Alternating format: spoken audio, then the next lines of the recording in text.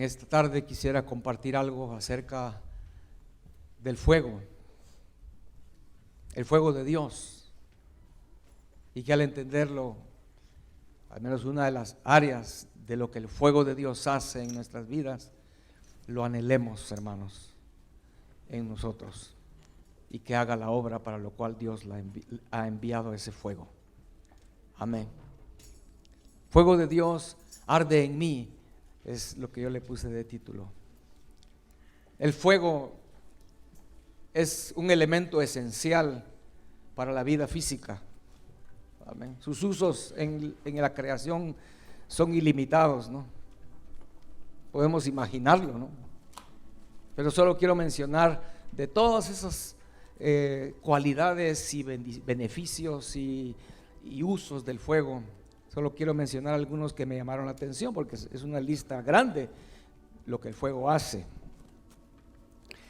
Y una de ellas es que el fuego es una fuente de energía, es una fuente de calor. También el fuego nos puede servir como una fuente de luz. El fuego es una herramienta esencial de destrucción. Muchos objetos y bacterias dañinas pueden ser eliminadas con fuego. Amén. Por eso es que hervimos el agua, se esterilizan las cosas con fuego, con calor. El fuego es, hermanos, es la manera más efectiva de deshacerse de cosas contaminadas. Imagínense entonces, si hay contaminación en nosotros, en nuestros corazones, en nuestro espíritu, hablando del fuego espiritual, el fuego es el que va a limpiarnos, hermanos. O sea que hay esperanza para todos nosotros. Amén. Es como en Levítico menciona como cuando una ropa o una cosa de cuero tenía lepra y el sacerdote la inspeccionaba y al fin se decretaba que sí era lepra, la orden era quemarlo al fuego para eliminar completamente eso. Amén. El fuego limpia y purifica. Por eso dice Deuteronomio 4:24, Jehová tu Dios es fuego consumidor. Amén. Jehová es fuego consumidor. Yo recuerdo que hace años había un coro en la iglesia, hace muchos años, en la iglesia donde yo conocí al Señor, donde cantábamos un coro que decía: manda fuego, Señor, manda fuego. Y recuerdo que llegó un predicador en una ocasión y dijo: ¿por qué están cantando manda fuego? Si ven el fuego los va a aniquilar a ustedes, porque ¿cómo andan caminando? Dijo, ¿verdad? Pero es precisamente lo que queremos, ¿no? Que el fuego venga y nos mate y consuma lo que somos. Amén. Dios se apareció a Moisés en una zarza ardiendo, ¿no? ¿Recuerdan? Y el Señor le dice: quítate las sandalias porque el lugar donde estás es santo, el fuego purifica, el fuego es el Señor. En la Biblia encontramos cómo el fuego salió de la presencia de Dios y quemó el holocausto. Eso está en Levítico 9:24. También hay dos ocasiones donde fuego cayó del cielo, imagínense, y consumió el holocausto. Eso sucedió cuando Salomón inauguró el templo. Después de que lo inaugura y que hace una oración y está todo el sacrificio listo ahí, cayó el fuego del cielo y toda la gente quedó espantada. Igual fue en el Carmelo, cuando Elías oró al Señor y fuego cayó del cielo. Y lo que debe llamar la atención en lo que estamos hablando hoy es que ese fuego consumió el sacrificio que estaba en el altar. Amén. El fuego de Dios cayendo entonces es un juicio. También lo vemos muchas veces en la Biblia, ¿verdad? Cuando el fuego de Dios cae como un juicio, como Sodoma y Gomorra, por ejemplo, ¿verdad? O como cuando Elías pide que cae fuego y destruye aquellos soldados que venían a apresarlo. El fuego cae como un juicio, es consumidor. Amén. Dios está interesado, hermanos, en consumir la carne. ¿Ok? O sea que si nosotros somos el sacrificio, el fuego va a venir como un juicio. Pero al entender la razón, debemos anhelarlo, ¿no? Pensemos que si nosotros estamos con lepra, por decir algo, y el fuego va a quitar la lepra, ¿qué importa que venga? Viene como un juicio sobre la lepra. Entonces en el sacrificio, el fuego de Dios viene como un juicio a la carne, porque eso es lo que el Señor quiere hacer, ¿no? Todo el libro del Levítico es una sombra de eso. Usted lee el libro de Levítico, hay sacrificio tras sacrificio, y menciona muchas veces que tenía que ser consumido hasta que no quedara nada. Los sacerdotes no podían dejar nada, tenía que ser consumido hasta que quedaran solamente cenizas. Amén. Es el sacrificio, un juicio, lo que viene con el fuego. Por eso es que Jesús decía en Getsemaní, recuerdan: Padre, si puede pasar esta copa sin que yo la beba. ¿Por qué? Porque Jesús sabía que en la cruz el juicio de Dios iba a caer sobre él. Esa era la angustia que había en Getsemaní, en el corazón de Jesús, ¿no? El juicio de Dios, porque él se había hecho pecado. Ahí en Getsemaní, cuando él dijo: si no es otro camino, que se haga tu voluntad. Es obvio, ¿verdad?, que el Padre, con dolor en su corazón, le dijo: hijo, tienes que tomar la copa. Y Jesús toma la copa en Getsemaní y él se hace pecado. Y por eso es que en la cruz el juicio del Padre cae sobre él, ¿verdad? Porque él estaba tomando nuestro lugar. Amén. Ahora, hermanos, ¿somos nosotros cristianos? ¿Sí o no? Sí, somos seguidores de Cristo. Entonces vamos siguiendo sus huellas. Y sus huellas van ¿hacia dónde? A la gloria, ¿no? Está sentado a la diestra del Padre. Pero antes de llegar ahí, las huellas pasan por un lugar que se llama el Calvario, ¿no? Hacia ahí vamos, hermanos. Y ahí es donde el fuego se hace esencial para nosotros. Nosotros también tenemos que tomar la copa.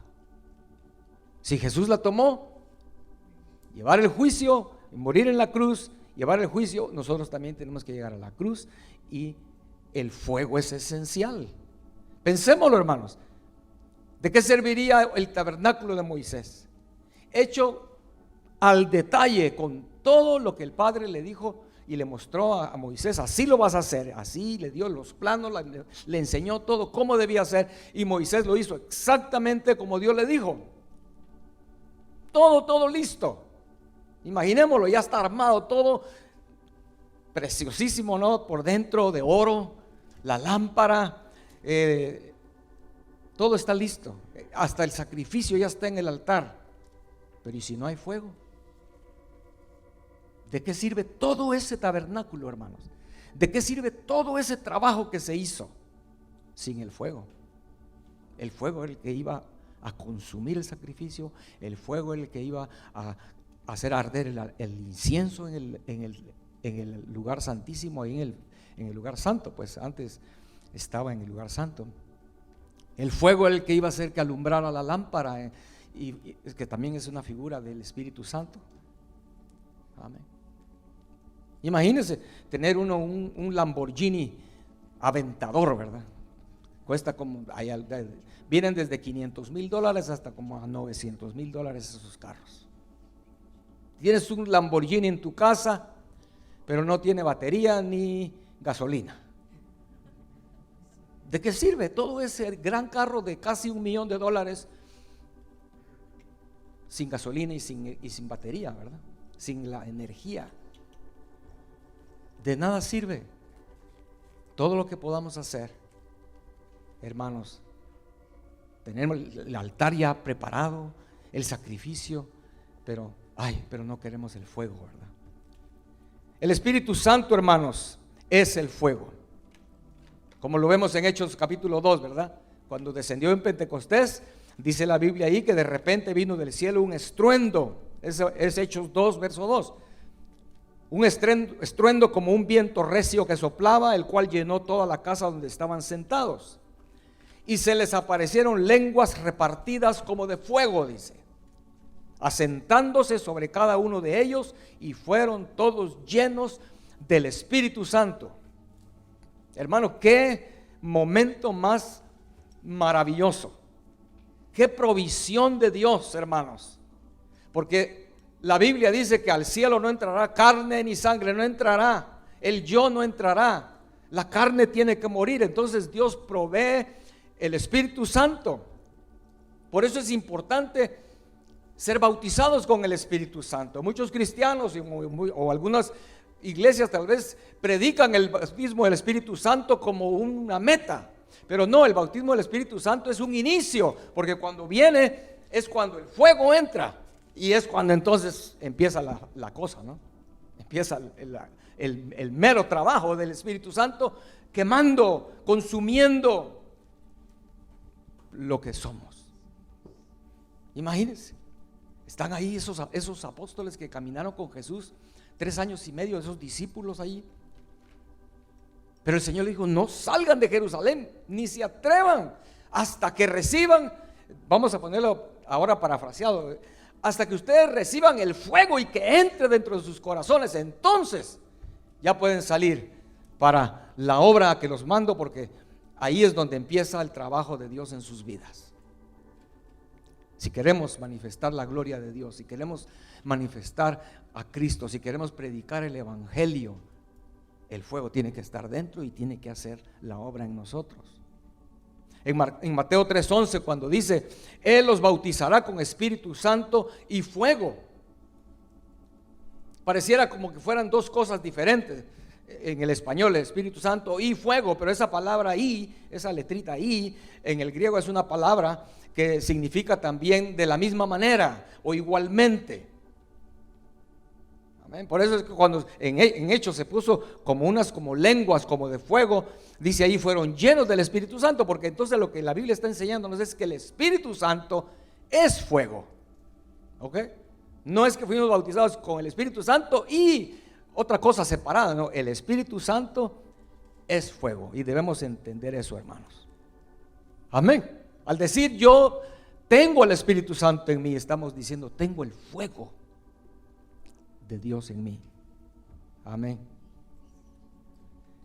Y hermanos, y en toda la obra que el Espíritu Santo quiere hacer en nosotros, es el fuego de Dios consumiendo la carne, hay un último gran obstáculo que debe ser consumido, y es la confianza en uno mismo, hermanos. Es una de las últimas cosas, ¿ok? Porque el Espíritu Santo, el fuego va a empezar a quitar en nosotros, ¿verdad?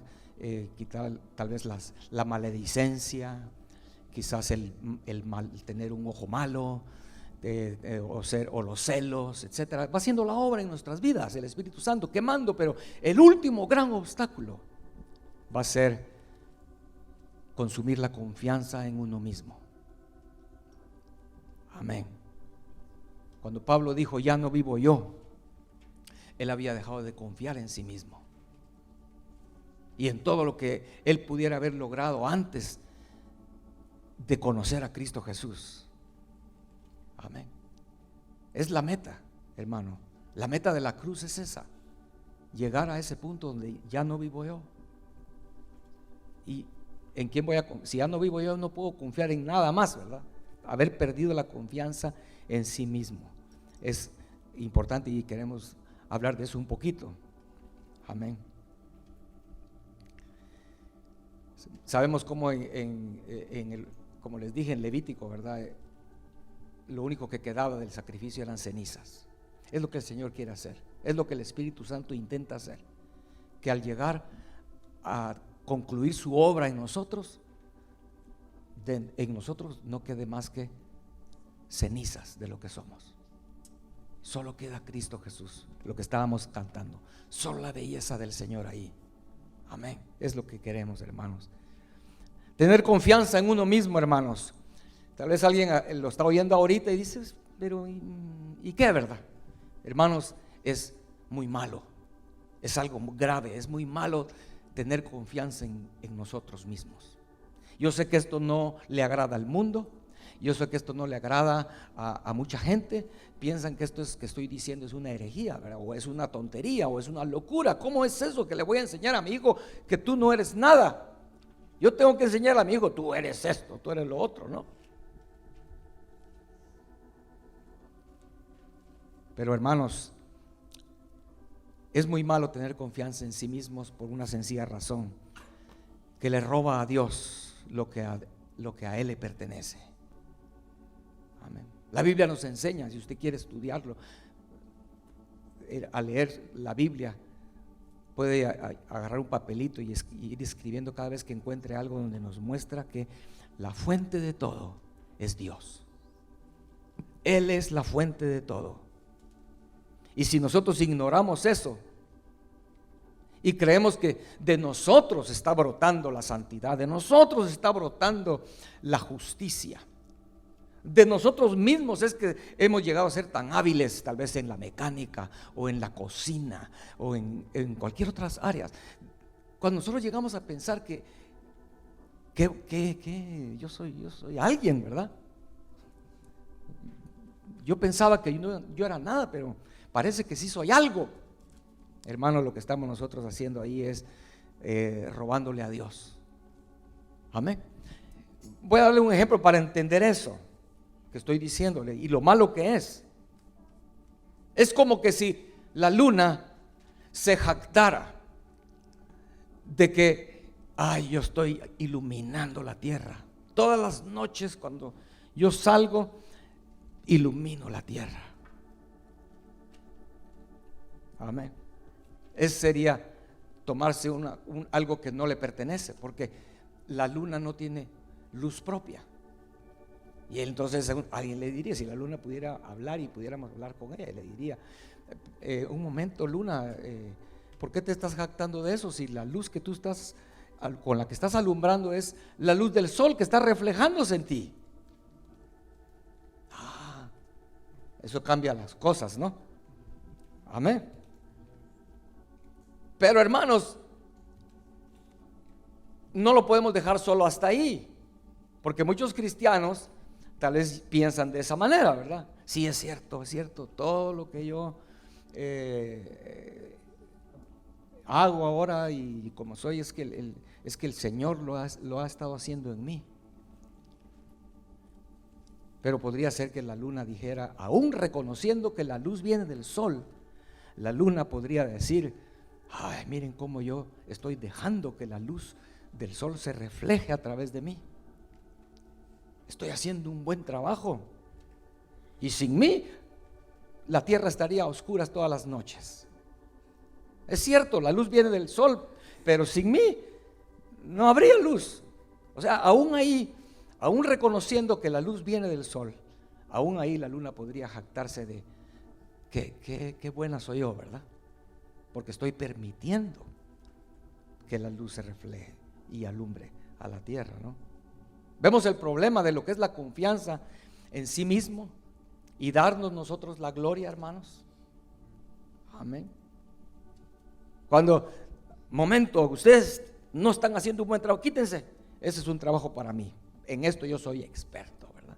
Y vamos, como que no se ve muy bien eso, la gloria al yo, la confianza en sí mismos le quita la gloria a Dios.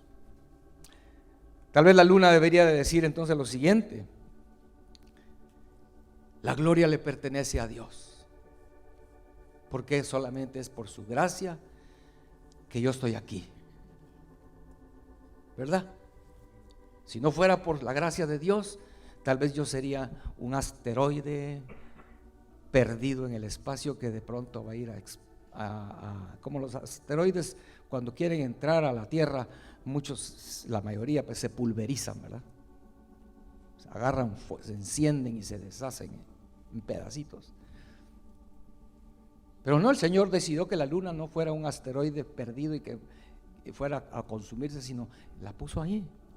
Entonces, hermanos, si no es con el fuego de Dios, con la obra del Espíritu Santo, ¿cómo vamos nosotros a darnos cuenta de cuán débiles somos nosotros. Amén. Hemos leído, yo sé que hemos leído estos versos donde dice: diga el débil, fuerte soy. ¿Entendemos ese verso? ¿O no lo entendemos? Lo leemos, ¿verdad? Y tratamos de entenderlo con nuestra razón. Cuando soy débil, entonces es cuando soy fuerte. Diga el débil, fuerte soy. No hace sentido, pero en lo que estoy hablando es donde sí hace sentido, ¿verdad? Porque es cuando nosotros llegamos a reconocer que el Señor escogió, dice Corintios, lo vil del mundo. Que el Señor escogió, hermanos, lo débil. Cuando Él nos fue a buscar, muchas veces decimos: ay Señor, gracias, ¿de dónde me sacaste? Pero no lo estamos dándonos cuenta en realidad, porque al presente, ahora que ya somos cristianos, ahora que ya te pones corbata, ahora que ya traes tu Biblia, ahora que ya te sabes de memoria Apocalipsis, ahora sientes como que ahora sí ya eres alguien. Ya no te recuerdas de verdad de dónde te sacó el Señor. Si el Señor nos sacó de siendo débiles, siendo lo vil del mundo, siendo lo menospreciado, siendo lo que no es lo que dice Corintios, ¿verdad? Pues eso no ha cambiado. No ha cambiado en lo absoluto. Todo lo que tenemos es porque Dios nos lo está dando y nos lo ha dado. Y ahí es donde es el asunto que el Espíritu Santo necesita conquistar en nosotros, hermanos. Amén.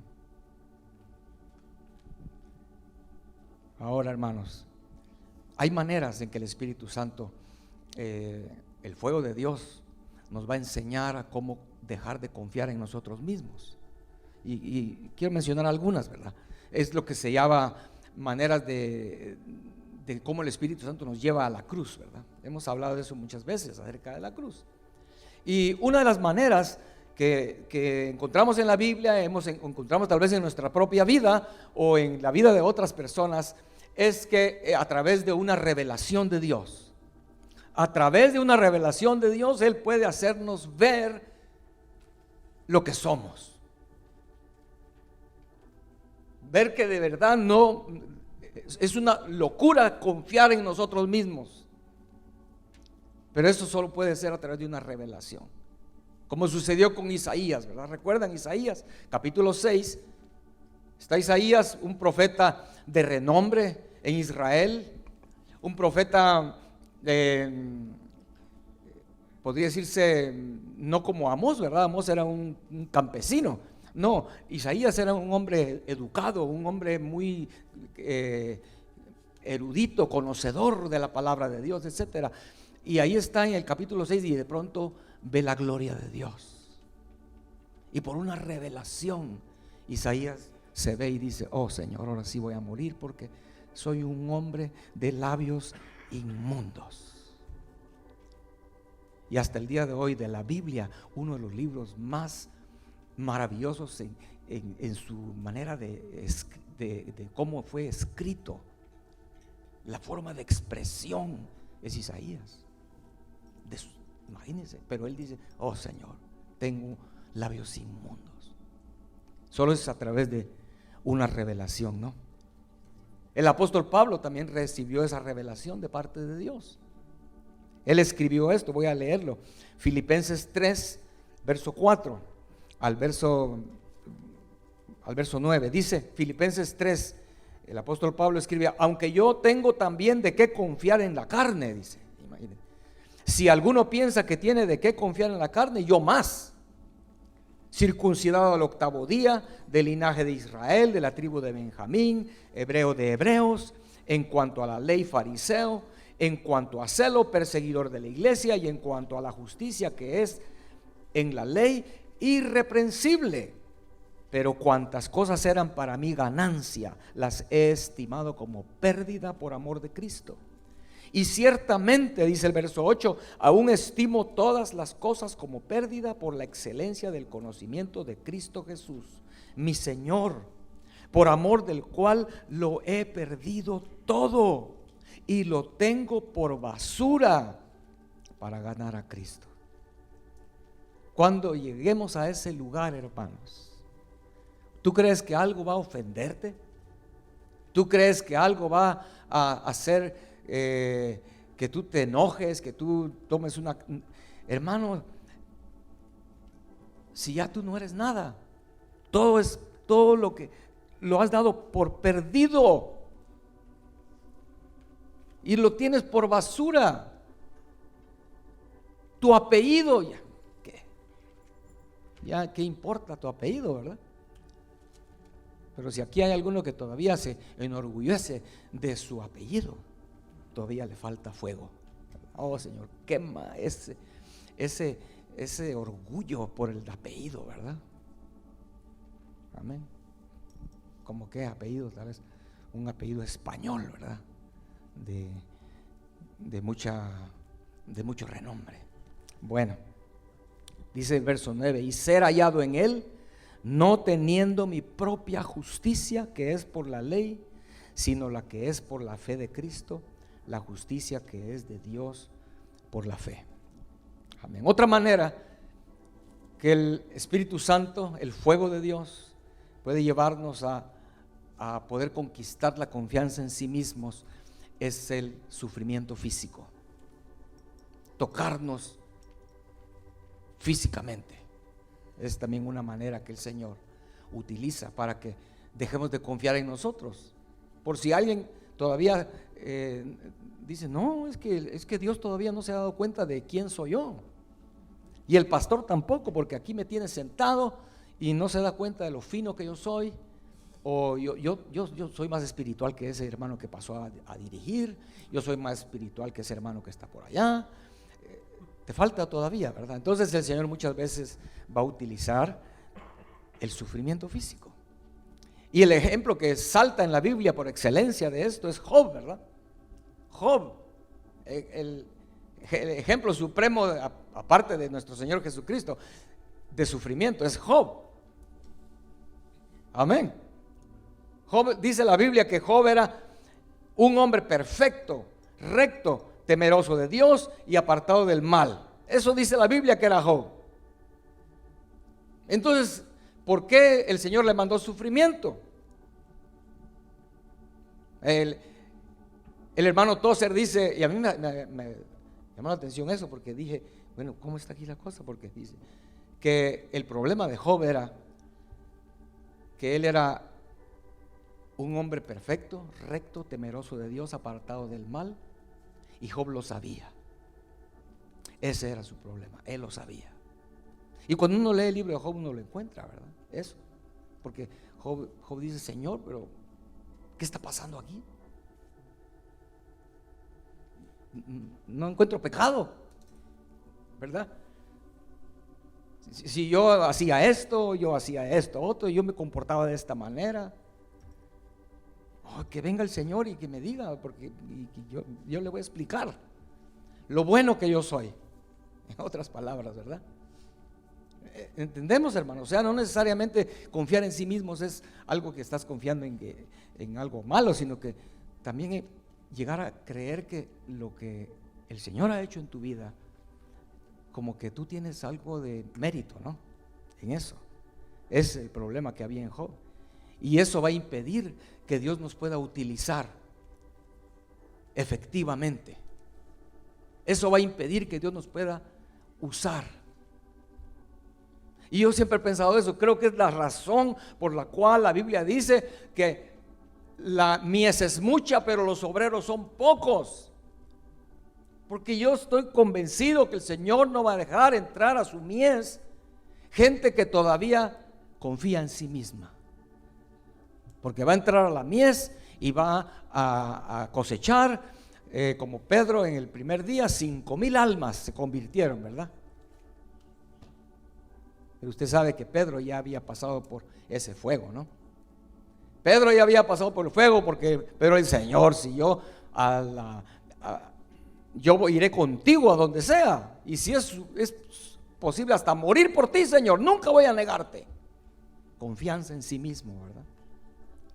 Vino la prueba a Pedro, y que es la otra cosa que vamos a ver, y Pedro fue cambiado, ¿verdad? Después fue mandado a la mies, se convirtieron 5,000, pero Pedro seguramente decía, él mismo estaba asustado, ¿verdad? ¿De dónde salió eso? Salió de Dios, no pudo haber salido de mí. Mucho menos de todos los apóstoles, yo soy el menor, si yo soy el que negó al Señor. Amén. Así que, hermanos, es necesario que seamos buenos, que seamos rectos, que seamos temerosos de Dios, pero que no lo sepamos, hermanos, para que Dios nos use. Y al decir esto, que no lo sepamos, estoy diciendo, para entender eso, es porque si sabemos cuán grandes y buenos somos, dejamos de ser los vasos a través de los cuales Dios va a manifestarse, ¿verdad? ¿Me entienden? Porque si yo voy a ir a la mies, pero yo sé que yo soy grande, aquellos predicadores, ¿verdad? Que dice, fulano de tal, momento, ¿cómo que fulano de tal? Reverendo fulano de tal. Esa clase de gente, yo no creo que esa clase de gente vaya a la mies. El Señor lo deje ir a la mies, porque ellos saben cuán grandes son, ¿verdad? ¿Por qué me hablas así? Si mira mi congregación de 10,000 gentes cada domingo. Así que no me hables así como que crecimos juntos. Yo soy el reverendo y tú eres una ovejita ahí. Es increíble, ¿no? Pero el Señor quiere hacer esa obra, hermanos. Y el sufrimiento físico muchas veces el Señor lo va a utilizar, ¿verdad? Era en realidad la única manera en que Dios pudo llegar al meollo del problema de Job, y fue a través del dolor físico. Por eso es que al final del libro Job dice, me aborrezco, dice Job, ¿verdad? Cuando ya el Señor la obra del fuego en todo lo que vivió Job, y el fuego hizo la obra en él al final dice, me aborrezco, ¿verdad? Me aborrezco. Eso no dice en el capítulo 1, eso dice en el último capítulo de Job, ¿verdad? Y es lo que el Señor quiere hacer. Tal vez tú entraste hoy aquí pensando, ojalá que los hermanos se den cuenta que ya estoy aquí, así que no se vayan a ir sin saludarme, ¿verdad? Porque soy muy importante yo. Que podamos salir diciendo, me aborrezco, no merezco ni que nadie me dirija la palabra, no merezco ni que yo, pues, porque queremos que Cristo sea el que se manifieste, ¿no? Amén. Así que a veces esas afecciones físicas no van a curarse, muchas veces no van a curarse hasta que renuncies al yo y te humilles. Así va a ser muchas veces. Así que hacia aquí hay alguien que está pasando por ahí, el Espíritu Santo lo tiene allí. Pide al Señor la gracia para entender por qué, Señor, tengo esta afección física. Tal vez como Job, para que yo llegue a entender algo muy importante, que yo pueda ver tu grandeza y ver lo que yo soy, Señor. Consúmeme. Arde tu fuego en mí, Señor, y consume lo que soy. Otra manera también es a través de pruebas y tentaciones, ¿verdad? Es otra manera en que también el Señor puede utilizar. Muchas veces la cruz, el fuego de Dios va a venir de una forma como una prueba o como una tentación. Y Dios va a permitir que pasemos por esas pruebas y tentaciones, donde vamos a fracasar. Como acabo de decirles, como Pedro, ¿verdad? Fue zarandeado por Satanás. Dios le dio permiso. Siempre Dios le tiene que dar permiso a Satanás. Satanás no puede hacer nada si Dios no le da permiso. En ese caso Dios le dio permiso. Satanás llegó y zarandeó a Pedro, y Pedro fracasó, ¿verdad? Cuando el Señor dijo, Pedro, Satanás ha pedido tu alma para zarandearte, pero no te preocupes, yo he orado por ti. Y al ver que Pedro fracasó en la prueba, podríamos decir entonces la oración de Jesús no tuvo resultado, porque él dijo, yo voy a orar por ti. No, hermano, no quiere decir que Dios va a intervenir para que, ay, pobrecito, que la prueba no fracases. No, muchas veces el Señor va a permitir que en esas pruebas fallemos. Amén. Y en medio de ese fracaso vamos a decir: ay, no soy bueno para nada, Señor. Yo ya mejor ya no sigo. Estamos a punto de tirar la toalla. Ya no quiero ir a la iglesia. Ya no quiero orar. Ya estamos olvidando que con esa prueba lo que Dios quiere, hermanos, es enseñarnos que no debemos confiar en nosotros mismos. Amén. Eso es lo importante en esto. El Señor va a permitir pruebas y tentaciones, pero para que nosotros podamos aprender a no confiar en el yo. Y así es, ¿no? Cuando fallamos, pecamos, tal vez caímos en una tentación o en una prueba, perdimos los estribos o hicimos una locura y fracasamos, es para que después meditemos y digamos: ay, Señor, de veras, yo no sabía que en mí existía esa debilidad. Sí, Señor, soy débil, soy inútil. Cuando fallamos, no debemos pensar, hermanos, que ya todo se acabó. ¿Ok? Cuando fallamos no debemos pensar así: ay, ahora sí, ya no. No debemos, sino que al contrario, debemos tomar como la prueba como una obra de Dios, algo que Dios está permitiendo en nosotros. Amén. Y para darnos cuenta que todavía nos falta mucho para llegar a ser como Cristo, para llegar a la estatura del varón perfecto, como dice Efesios, ¿verdad? Entonces, ¿qué es lo que necesitamos hacer? Es darnos cuenta que aún nos falta. Entonces nos arrepentimos y seguimos adelante, como lo hizo Pedro, ¿verdad? Obviamente Pedro, la Biblia dice, lloró amargamente, su corazón se quebrantó. Amén. Dios permite, hermanos, esas pruebas de fuego para que dejemos de confiar en nosotros y nos apoyemos solamente en Él, porque esa es la clave, ¿no? Aún en las cosas más pequeñas que tenemos que hacer, debemos aprender a apoyarnos en el Señor y pedirle a Él. Porque cuando alguien está turbado porque le falló a Dios, ¿cuántos se han turbado porque fallaron, porque pecaron o porque en la prueba no la soportaron? ¿Cuántos se han sentido así como decaídos? Hermanos, pero quiero decirles algo: cuando tú experimentes eso, tienes que darle gracias a Dios que tu conciencia está sensible. Y cuando alguien tiene una conciencia sensible, es una señal de que esa persona está cerca del Señor. Cuando tú estás queriendo caminar con el Señor, tu conciencia es sensible. Entonces, cuando fallas, tu conciencia te lo dice. Y entonces, tal vez sí vas a sentirte mal, obviamente, ¿verdad? Pero no debes sentir como que, ya se acabó todo, no, sino es una maravilla. Porque aquellas personas que están caminando lejos del Señor, hermanos, es todo lo contrario, ¿verdad? Su conciencia está insensible.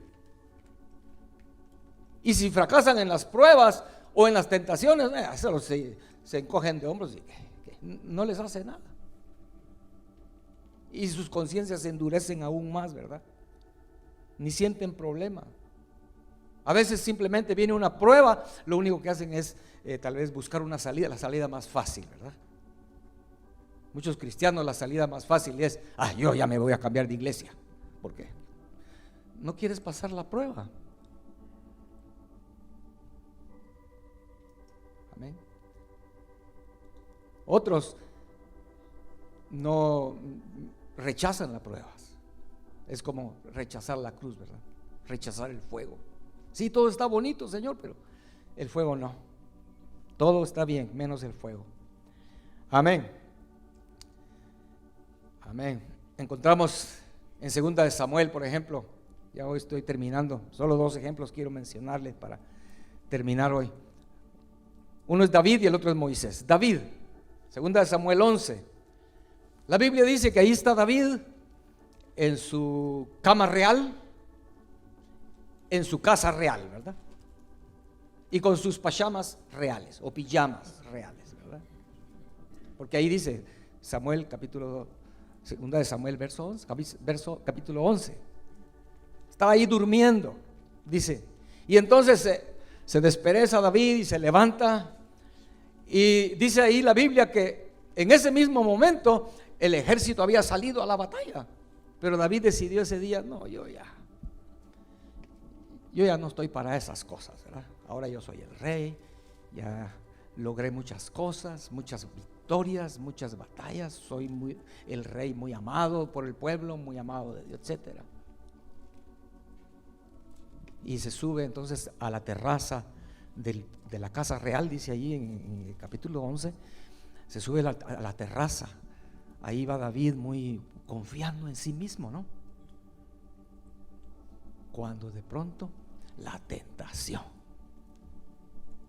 y cayó David, ¿recuerdan? Cayó David en la cosa más horrible, ¿verdad?, que le pudo haber pasado a David. De ahí en adelante, desde ese día, casi un año, hermanos, de angustia. Su conciencia lo mataba día tras día tras día. Vemos, David no era aquel que dijo: no, sino cuando después de que pasó todo lo que usted ya sabe, lo que hizo David como resultado de esa tentación. Pero era porque el Señor quería trabajar en la vida de David, ¿no? Para que él pudiera llegar a confiar en Dios y no en sí mismos, ¿no? Amén. ¿Entendemos eso, hermanos? Moisés también recordamos a Moisés. Él sabía que él era en un punto de su vida, todavía estando en el palacio real en Egipto, en un punto él sabía que él era el escogido, ¿verdad? El libertador, el sacado de las aguas, el salvado de una forma milagrosa, con una provisión divina para estar donde él estaba ahora, en la posición que estaba, con el conocimiento que tenía, etcétera. Pero empezaron las pruebas, ¿no? Cuando mató al egipcio, entonces tuvo que salir huyendo. Y después va por 40 años al desierto, ahí a cuidar las ovejas de su suegro y a sufrir pues el fuego. Y lo vemos en la historia de Moisés, ¿verdad? Cuando el Señor entonces se le presenta en la zarza ardiendo, el fuego otra vez allí presente en la historia. El fuego había estado en la vida de Moisés, haciendo la obra para quitar de él esa confianza en sí mismo. Vemos por qué es que la Biblia dice que no había un hombre más manso en toda la tierra que Moisés. Era un hombre pero manso. Pero cuando la Biblia dice eso es porque ya había pasado todo lo anterior, la prueba, el fuego. Y ahí en la zarza le dice: Señor, yo libertador, yo ir a Egipto. Ay, Señor, pero si ni sé hablar, yo no. Recuerdan, el Señor tuvo que convencerlo. Al fin dice, bueno, al fin lo convenció y dice Moisés: bueno, voy a ir, ¿verdad? Pero llama la atención algo, a mí me llamó la atención algo, que salió con su esposa, con Séfora o Sefora, como usted quiera decirle. Salió Moisés con ella y con sus hijos, y se quedaron el viaje era largo, pues la primera noche ahí en un lugar quedaron: vamos a dormir aquí. Se acostaron. De pronto dice la Biblia que Moisés empezó a sentirse mal, tal vez comió manías y se le estaba cerrando la garganta, yo no sé. La cosa es que la Biblia dice que Dios lo quería matar. No sé cómo, se me ocurre tal vez que: Séfora, no puedo respirar, ¿ves? Y se empezó a poner tal vez morado, ¿verdad? Porque la Biblia dice que Séfora estaba también viendo que Moisés se estaba muriendo. El libertador, hermanos. Usted sabe esa historia, ¿no? Hasta que Séfora entiende, ¿verdad? Que el Señor quería matar a Moisés, porque Séfora no quería someterse a los mandatos de Dios que le había dado a Moisés y al pueblo de Israel de circuncidar a sus hijos, ¿verdad? Pero lo que me llamó la atención a mí de lo que estamos hablando es que tal vez Moisés, estoy imaginando, ¿verdad? Que tal vez Moisés dijo, bueno, señores, en la zarza, al fin me convenciste, pues bueno, voy a ir a libertar al pueblo, ¿verdad? Tal vez ya cuando iba en camino con Séfora y con sus hijos, tal vez Moisés iba pensando, sí, Señor, de veras que, ¿cómo es posible que en todo Israel no había nadie? Solo soy el bueno, ¿verdad? En todo Israel no había ningún otro libertador. Tuviste que venir a buscarme hasta aquí, a esta tierra, porque allá no hay ninguno, todos son buenos para nada. En cambio, me tuviste que venir a traer a mí. Bueno, y creo que el Señor le estaba diciendo a Moisés, no. Si yo si yo veo la necesidad de matarte, te mato. No eres, en realidad no eres lo que tú piensas. Yo creo que todas esas cosas hicieron que ese hombre perdiera la confianza en él completamente, ¿no? Y confiara en Dios y llegar a ser tan humilde y tan manso como llegó a ser Moisés. Amén. Pongámonos de pie, hermanos, entonces en esta tarde. Dios quiere aplicar el fuego a nuestra vida para que el yo muera y que queden solo cenizas. Amén. Ya no habrá confianza en nosotros mismos, en ningún área, ni en lo físico, ni en lo intelectual, ni en lo espiritual, ni en la casa, ni en el trabajo, ni en la iglesia. No habrá confianza en nosotros mismos, sino en todas las áreas. Reposar en el Señor y confiar en el Señor. Pensemos en la luna otra vez.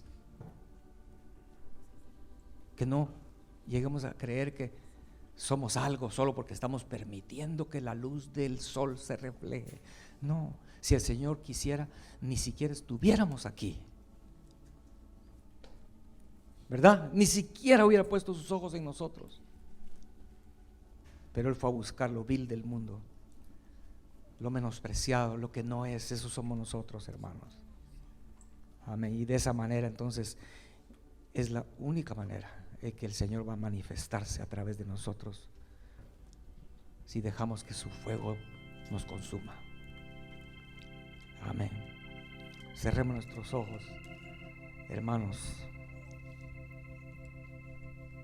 Todos tenemos aquí confianza en algunas áreas o en muchas áreas en lo que el yo puede hacer.